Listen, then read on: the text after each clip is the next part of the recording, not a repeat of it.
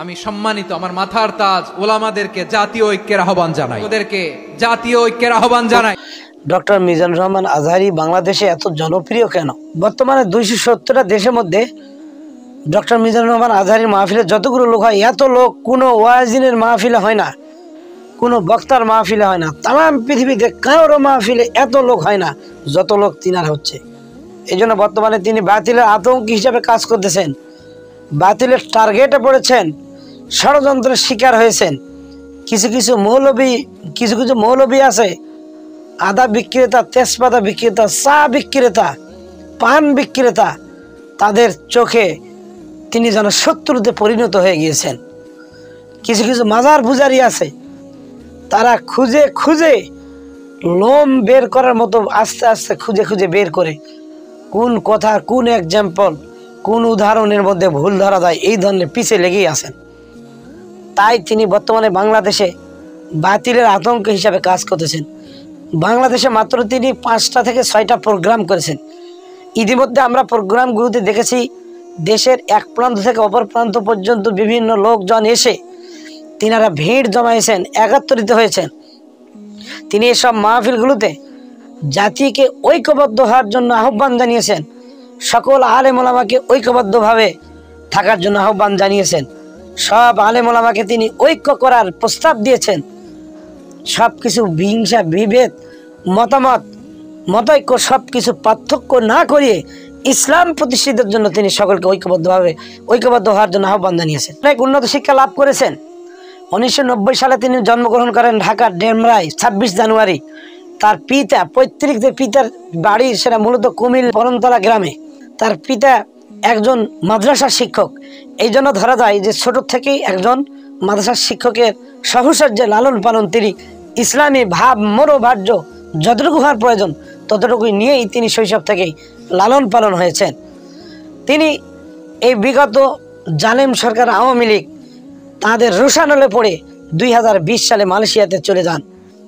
2024 সালের 2রা অক্টোবর বাংলাদেশে আবার চলে আসেন। আওয়ামী লীগ ফ্যাসিস্ট পতন হওয়ার পর 5 আগস্ট ছাত্র জনতার অভ্যুত্থানে আওয়ামী লীগ পালিয়ে যায়, তিনি আবার চলে আসেন।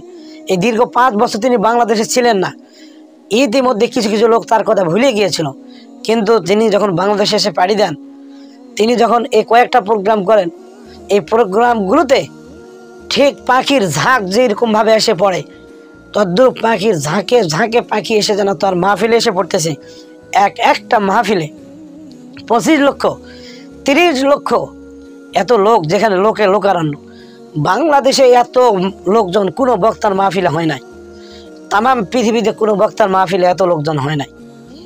প্রত্যেকটা মাহফিলে মহিলা পুরুষ সকলেই যায়। তাই তার পিছনে অনুক্ষণ বীক্ষণ যন্ত্র, কম্পিউটার দ্বারা তার প্রতিটা বক্তব্য পর্যবেক্ষণ করে কিছু চাইলের ব্যাপারী, কিছু আদার ব্যাপারী, কিছু তেজপাতা বিক্রেতা, কিছু মুড়ি বিক্রেতা, এ সমস্ত মৌলবী এই বক্তব্যগুলি পিছনে লেগে আছে কখন ভুল ধরা যায়। তিনি শিক্ষা লাভ করেছেন দারুন নাজা কামিল মাদ্রাসা থেকে।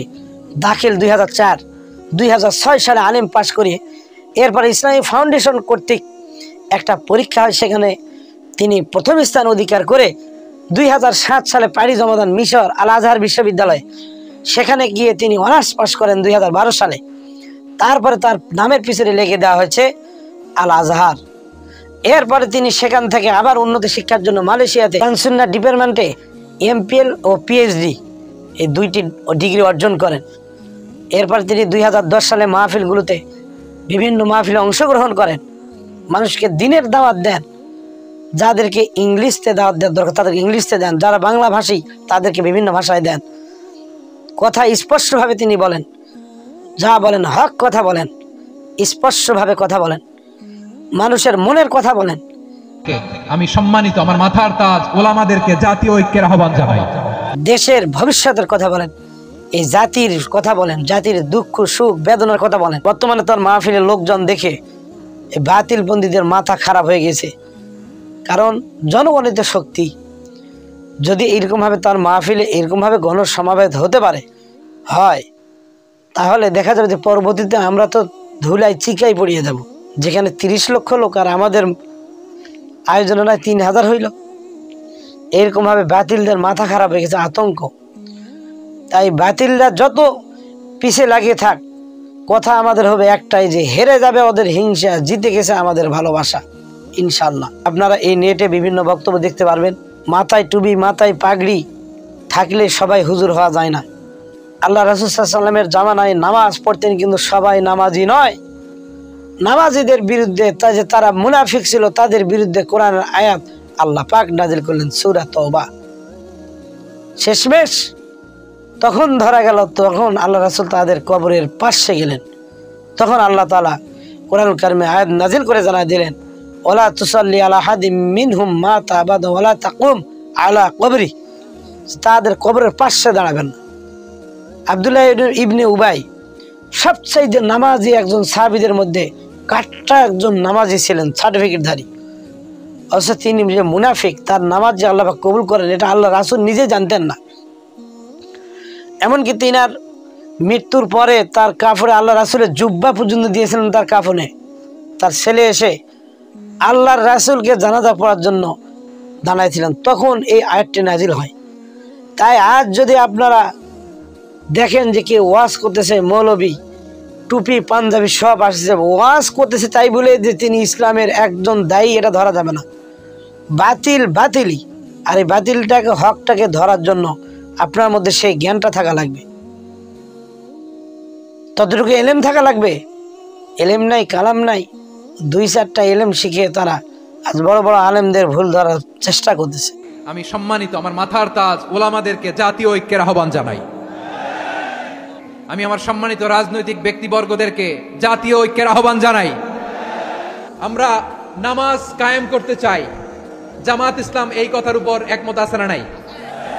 নামাজ কায়েম হোক, একমত না জামাত ইসলাম? হেফাজত একমত না? ইসলামী আন্দোলন একমত না?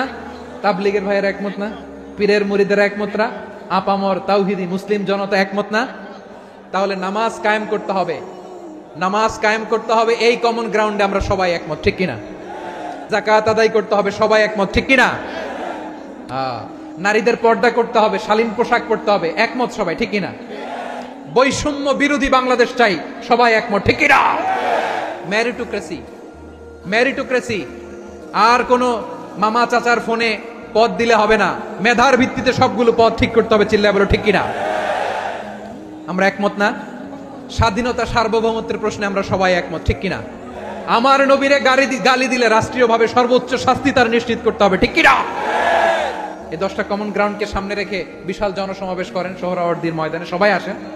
জামাত ইসলাম, হেফাজতে ইসলাম, ইসলামী আন্দোলন, পীরের মুরিদ, তাবলীগ, খেলাফত মজলিস, সবাই একসাথে হন, তাহলে সবাই জানবে যে এই 10টা বিষয়ে আমরা একমত। বলেন, এই ঐক্যতে আপনার দরবার যাবে? দরবার নষ্ট হবে? আপনার দল নষ্ট হবে? আপনার আকীদা নষ্ট হবে না? আমার মাথার তাজ সম্মানিত ওলামা একরাম, এই 10টা কমন গ্রাউন্ডে যদি এক হন, আপনার আকীদা নষ্ট হবে? আপনার আকীদা আপনার, আমার আকীদা আমার, আপনার দল আপনার, আমার দল আমার, আপনার পলিসি আপনার, আমার পলিসি আমার, কারো কিছু নষ্ট হবে না।